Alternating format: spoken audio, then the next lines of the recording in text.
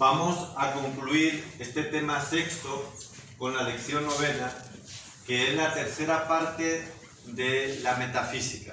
Recuerden que la metafísica, que es el tronco de la filosofía, la materia principal de toda la filosofía, que trata del ser y de los entes, la hemos dividido en tres partes.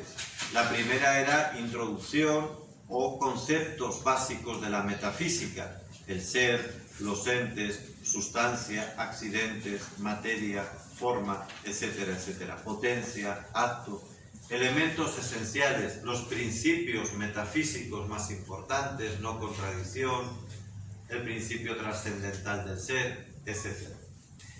La segunda parte, que es la que hemos visto en esta lección, o en este tema, perdón, en el tema sexto, hemos visto antes la teodicea o teología natural. Y la tercera parte es la que voy a dar en una sola lección, en la lección novena. Es demasiado apretado, soy consciente, pero bueno, no he podido hacerlo de otra manera o no he sabido.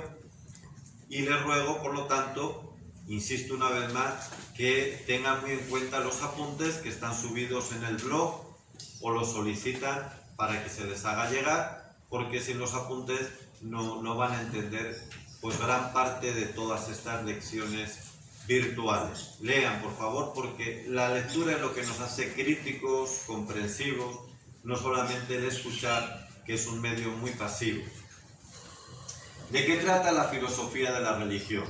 No todos estarían de acuerdo que incluyamos esta disciplina dentro de la metafísica, porque estrictamente pues no lo es como tal, pero toca elementos metafísicos muy importantes, sobre todo como ya hemos tratado el tema de la teodicea o teología natural, que sí que es propiamente metafísica. Por eso, por asimilación, hay que tratar, creemos que es conveniente tratar la filosofía de la religión, que intenta explicar de una manera racional, método filosófico, el origen, el porqué del fenómeno religioso. No trata de la existencia de Dios, no trata de los atributos divinos, eso es la teodicea, sino por qué el ser humano es religioso. ¿Qué explicación hay por eso, para eso? Eso es una evidencia de que, bueno, ya incluso los neandertales anteriores al Homo sapiens, aunque hubo un tiempo que convivieron juntos, ¿no? Pero no se les considera todavía seres racionales, ya los neandertales eran enterrados en la misma postura con una clara intencionalidad religiosa, porque se les colocaban mirando hacia el occidente, donde se pone el sol. Entonces, esos signos religiosos que están en todas las culturas más primitivas y en las contemporáneas, por más que han querido extirpar el elemento religioso, no han podido. El comunismo lo ha intentado, pues Lenin, Stalin, Mao decían pues que en dos generaciones acabarían con la religiosidad, y sin embargo pues Rusia hoy es probablemente más religiosa que antes del comunismo, y en China, a pesar de tanta educación materialista, sin embargo pues hay muchos movimientos religiosos muy reprimidos, es cierto, pero no han podido, después de 100 años que está cumpliendo hoy la institución del Partido Comunista, la institución contemporánea más criminal y sangrienta que existe en el mundo, no ha podido este monstruo sangriento del Partido Comunista Chino, no ha podido acabar con la religiosidad. Por eso cualquier persona sensata, cualquiera que piense, así sea 5 minutos, tiene que preguntarse, bueno, ¿y por qué este fenómeno religioso que junto con el amor, junto con la política, pero por ese orden, religión, amor, política, es lo más arraigado en la humanidad? Lo primero, antes de hablar de las 6 teorías más importantes que intentan explicar el fenómeno religioso, veamos que todo fenómeno religioso, todo, no piensen ahora en catolicismo, en cristianismo, sino cualquiera, también los animistas, también los politeístas, judíos, musulmanes, cualquiera, los pueblos más primitivos de la Tierra, pues el fenómeno religioso tiene tres características comunes y permanentes. Una es que tiene una doctrina, una serie de principios que intentan explicar el origen del hombre y su destino, de dónde viene el hombre y a dónde va. Dos, tiene una moral, es decir, unas normas de comportamiento, una ética. Y tres, tiene una serie de celebraciones que hacen posible todo lo anterior. Públicas sería el culto, o personales sería la oración. Esto es común a todos los fenómenos religiosos. Ahora vamos a ver las 6 doctrinas, o teorías, mejor dicho, que no son doctrinas, son teorías filosóficas, por eso es filosofía de la religión, que intentan explicar el hecho religioso. Empecemos por una de las que más están influyendo hoy día. Bueno, hoy día no sé si eso ya es demasiado, porque hoy día lo que influye es simplemente el materialismo, ¿no?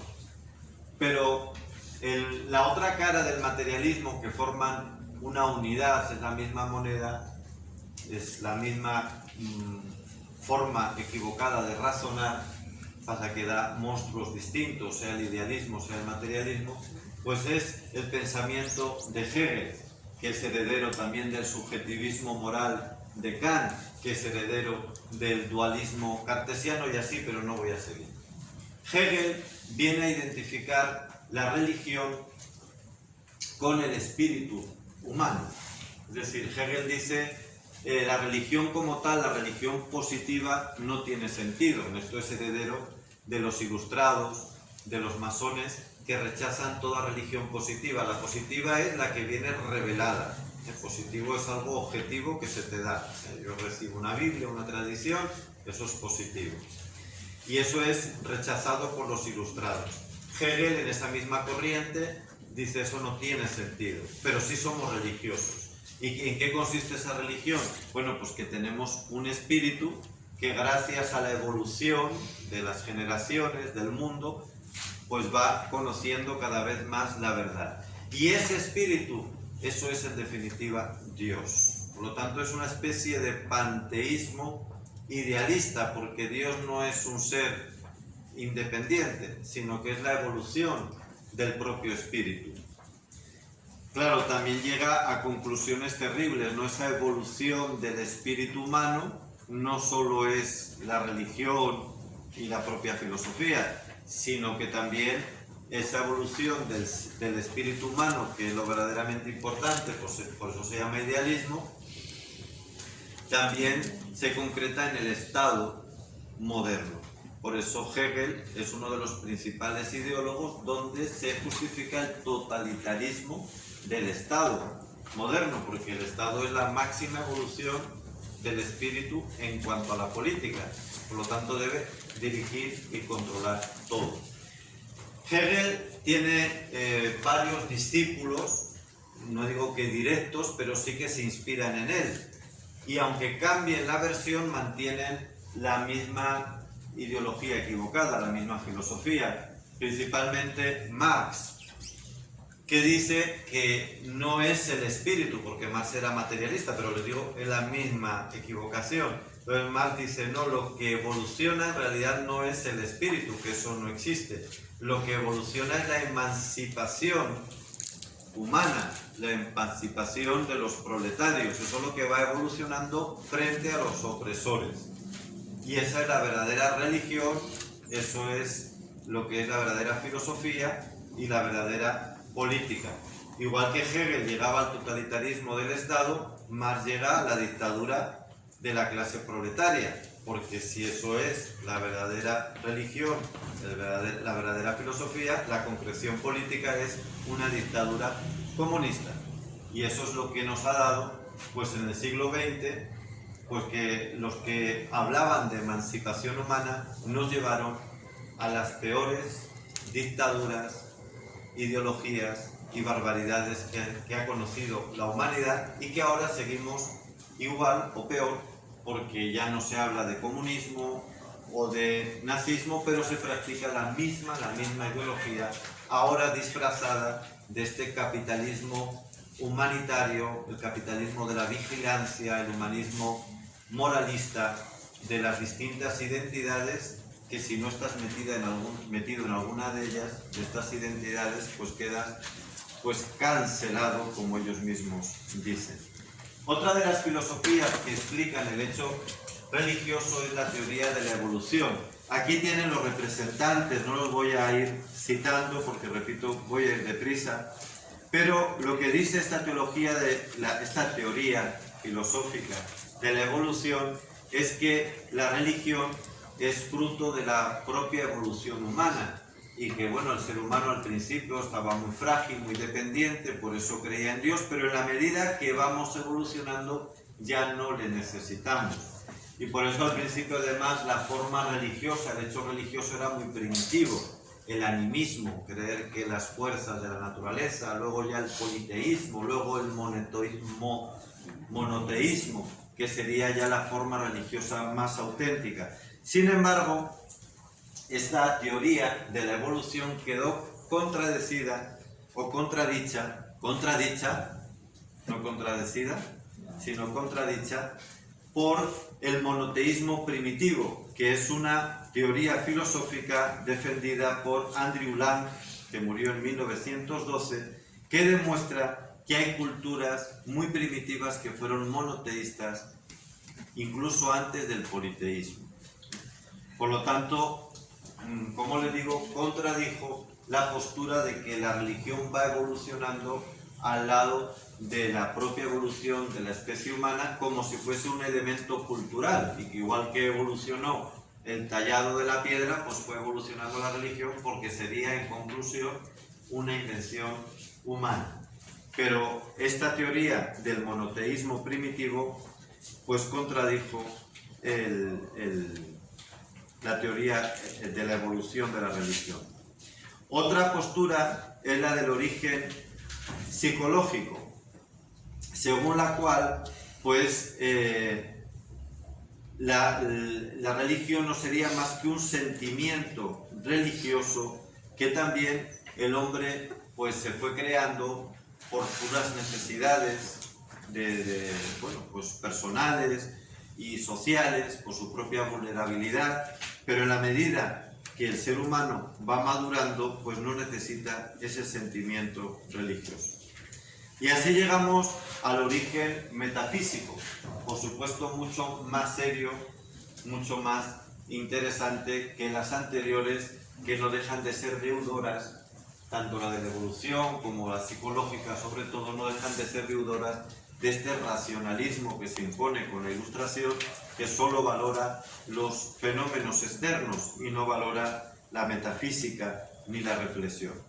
Digo que precisamente el origen metafísico lo que se plantea es que la religión viene para responder a estas preguntas fundamentales que el ser humano siempre se ha hecho. Tanto porque el hombre se las hace, como también porque recibe del propio Dios respuesta a esas preguntas.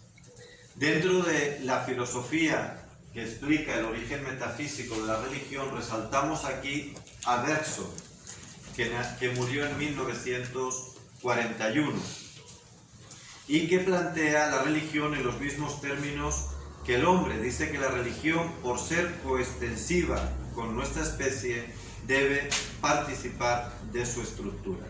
Para él, para Bergson, la metafísica es fundamentalmente un elemento de la vida, es lo que él llamaba el elan vital, que ocuparía la categoría de ser, que hemos visto que es la fundamental en Aristóteles o en Santo Tomás. Bergson cambia el ser por vida, y ahí es donde coloca la religión como el elemento fundamental de la vida. Entonces Bergson da un paso muy importante. Lo que ocurre es que su filosofía, llamada por eso mismo por algunos vitalista, por cambio del ser por la vida, sin embargo no tiene fundamento metafísico serio. Esto de la vida no es tan serio como el ser, ni mucho menos. Por eso no ha servido para una explicación seria, o por lo menos no tan seria como la metafísica aristotélica o tomista de la religión. En una línea también metafísica está Scheler, Max Scheler, que influyó mucho, por ejemplo, en la filosofía de San Juan Pablo II. Y Scheler dice que de los actos religiosos se desprende una demostración de la existencia de Dios. Scheler plantea fundamentalmente que el ser humano por sí mismo es religioso, y esto se demuestra en la forma que tiene de comportarse. Eso solo se puede realizar plenamente, esas aspiraciones que tiene el ser humano, si tiene una relación, un vínculo, una religación con Dios. Y por último, hablemos de la fenomenología, cuyo padre es Edmund Husserl. Y la filosofía fenomenológica tiene varias ramas. Está la metafísica e idealista, cuyo representante es Husserl, pero también está la metafísica, la fenomenología metafísica, cuyo representante es Stein, la antropológica, que es Scheler, del que hemos hablado ahora, está la existencial de Heidegger o de Jasper, y dentro de esta fenomenología existencial habría que abrir a su vez dos ramas, que sería el existencialismo ateo, por ejemplo, de Jean-Paul Sartre, o el existencialismo cristiano, de Gabriel Marcel. También de la fenomenología saldría otra rama distinta, que sería el personalismo, claramente cristiano, judio-cristiano, por ejemplo, Levinas, Martin Buber, Emmanuel Mounier y el propio Karol Wojtyła, es decir, San Juan Pablo II, y otros distintos ya, por ejemplo, en la hermenéutica es importante Gadamer o Marcus en el marxismo, en el campo marxista. Husserl, por hablar del padre de toda esta corriente, lo que plantea es una filosofía que sea alternativa al positivismo racionalista, que solo se fija en los fenómenos externos. Y para ello dice que es importante no fijarse solo en el fenómeno externo, sino en la intencionalidad del acto cognoscitivo. ¿Qué es esto de la intencionalidad? Por una parte es algo que proviene del pensamiento clásico de Aristóteles, de Santo Tomás de Aquino, que a Husserl le llega a través de Franz Brentano, y que consistiría que todos los actos psíquicos, mentales, son intencionales, es decir, remiten a algo distinto a ellos mismos. Y esta intencionalidad, que va más allá del puro fenómeno, del puro hecho que analizamos, es lo que nos religaría con Dios y explicaría el fenómeno religioso. Es muy interesante, pero al igual que decíamos que ocurre con Bergson, incluso con el propio Scheler y con todos los demás existencialistas, incluidos los cristianos, el problema es su falta de metafísica. Este es el problema. Sigue siendo, como veíamos antes, muy bonito, muy interesante, abren una gran vía, pero dejan abierto un campo en el que el subjetivismo ha entrado muy fuertemente. Tenemos que fundamentar bien metafísicamente todos estos razonamientos. Es lo que veíamos con las pruebas morales, pues mucho de esto entra en ese campo. Son pruebas morales a las que les falta fundamento metafísico. Y quiero acabar, amigos, diciendo como conclusión que efectivamente el hecho de la religión puede ser demostrado como algo racional, como algo que está de acuerdo a nuestra naturaleza amante de la ciencia, de la explicación racional de todo, y no tiene por qué entrar en contradicción con la religión positiva o revelada. Ambas explicaciones son perfectamente compatibles. La razón no excluye para nada el que Dios se haya querido revelar. Al contrario, dice que es muy plausible, que es totalmente creíble.